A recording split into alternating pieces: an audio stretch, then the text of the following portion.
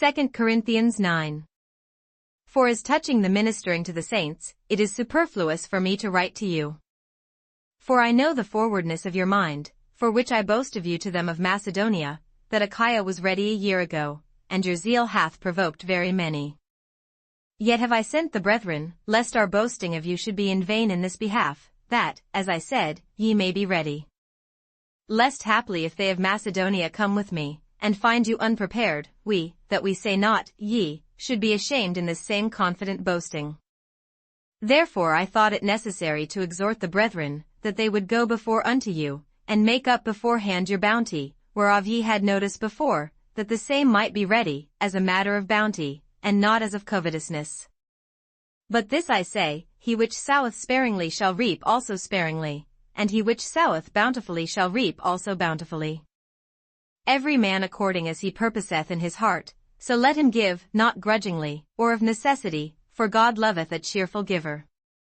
And God is able to make all grace abound toward you, that ye, always having all sufficiency in all things, may abound to every good work. As it is written, he hath dispersed abroad, he hath given to the poor, his righteousness remaineth forever. Now he that ministereth seed to the sower both minister bread for your food, and multiply your seed sown, and increase the fruits of your righteousness winky face. Being enriched in everything to all bountifulness, which causeth through us thanksgiving to God. For the administration of this service not only supplieth the want of the saints, but is abundant also by many thanksgivings unto God.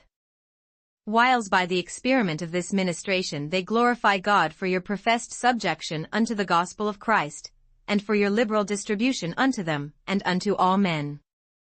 And by their prayer for you, which long after you for the exceeding grace of God in you. Thanks be unto God for his unspeakable gift. 2Corinthians10. Now I Paul myself beseech you by the meekness and gentleness of Christ, who in presence am base among you, but being absent am bold toward you. But I beseech you, that I may not be bold when I am present with that confidence, wherewith I think to be bold against some, which think of us as if we walked according to the flesh. For though we walk in the flesh, we do not war after the flesh. For the weapons of our warfare are not carnal, but mighty through God to the pulling down of strongholds winky face. Casting down imaginations, and every high thing that exalteth itself against the knowledge of God, and bringing into captivity every thought to the obedience of Christ. And having in a readiness to revenge all disobedience, when your obedience is fulfilled. Do ye look on things after the outward appearance? If any man trust to himself that he is Christ's, let him of himself think this again, that, as he is Christ's, even so are we Christ's. For though I should boast somewhat more of our authority, which the Lord hath given us for edification, and not for your destruction, I should not be ashamed. That I may not seem as if I would terrify you by letters. For his letters, say they, are weighty and powerful, but his bodily presence is weak, and his speech contemptible.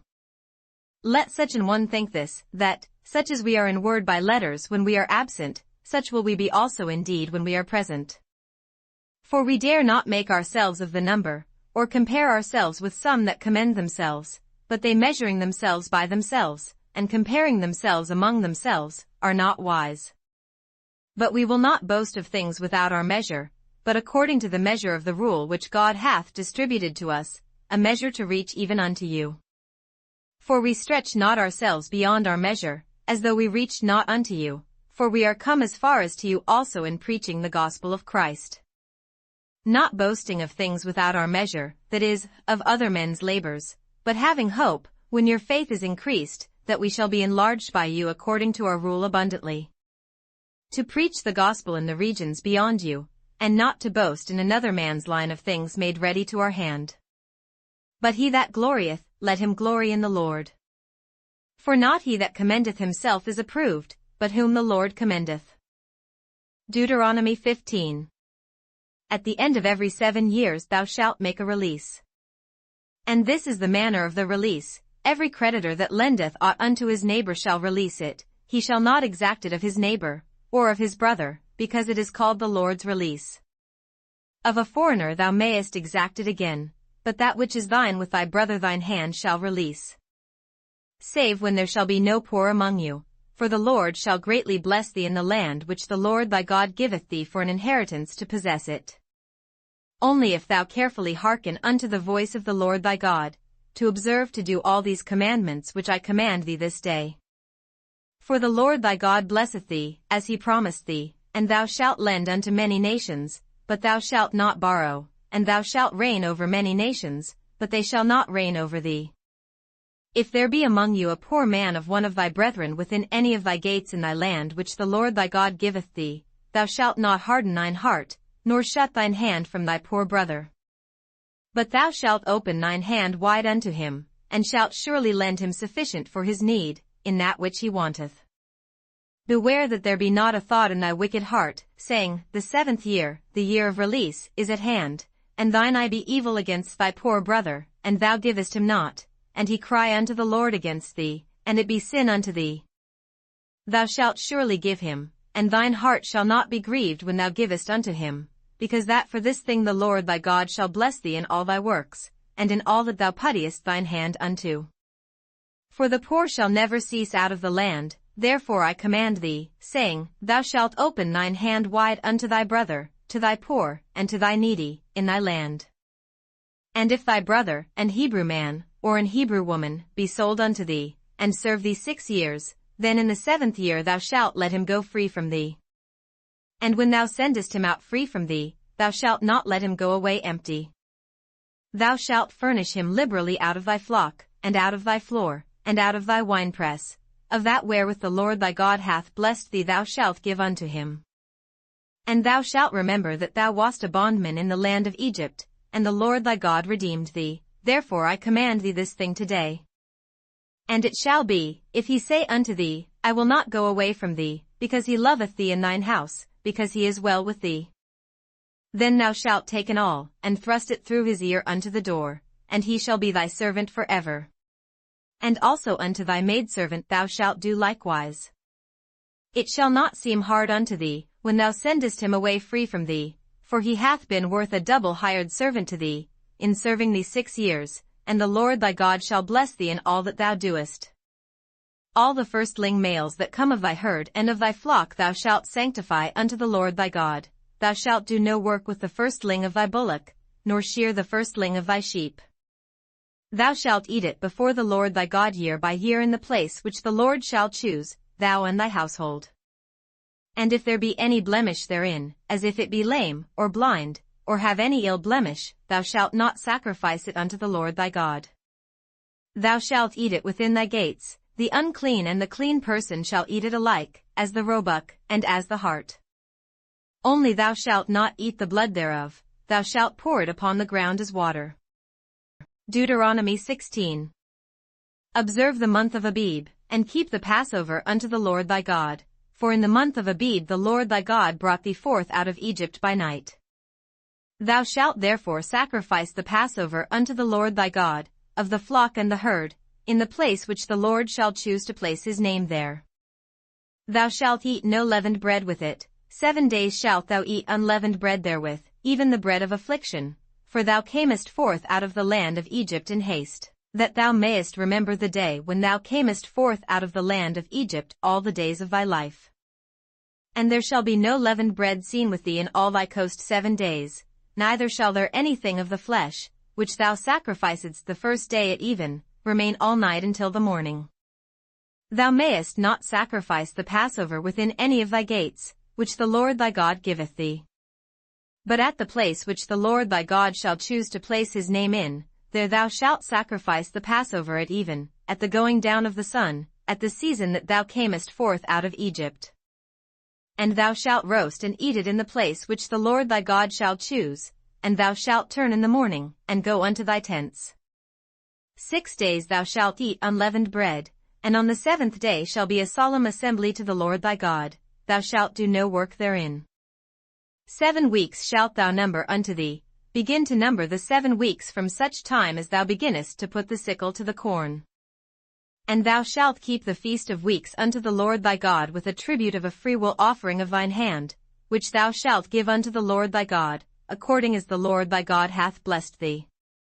And thou shalt rejoice before the Lord thy God, thou, and thy son, and thy daughter, and thy manservant, and thy maidservant, and the Levite that is within thy gates, and the stranger, and the fatherless, and the widow, that are among you, in the place which the Lord thy God hath chosen to place his name there.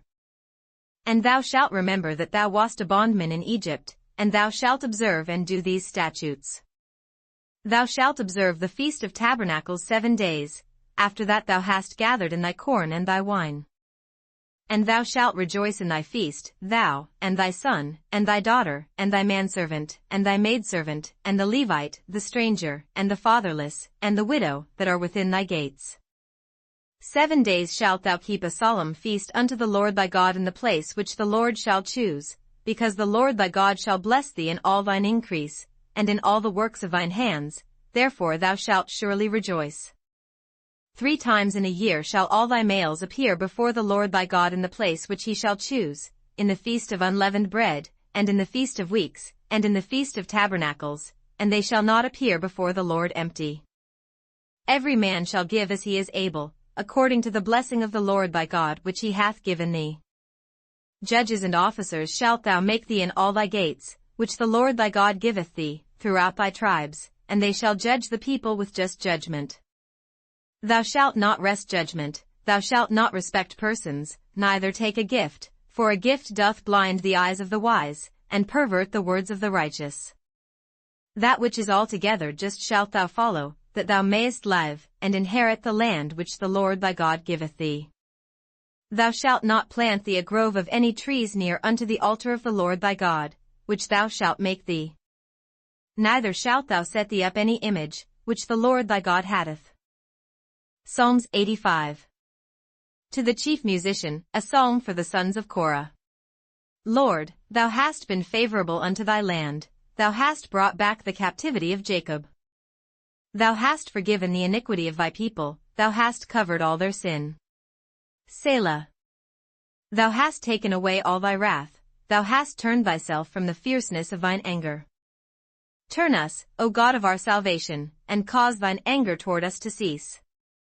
Wilt thou be angry with us forever? Wilt thou draw out thine anger to all generations? Wilt thou not revive us again, that thy people may rejoice in thee? Shew us thy mercy, O Lord, and grant us thy salvation. I will hear what God the Lord will speak, for he will speak peace unto his people, and to his saints, but let them not turn again to folly. Surely his salvation is nigh them that fear him, that glory may dwell in our land. Mercy and truth are met together, righteousness and peace have kissed each other. Truth shall spring out of the earth, and righteousness shall look down from heaven. Yea, the Lord shall give that which is good, and our land shall yield her increase. Righteousness shall go before him, and shall set us in the way of his steps.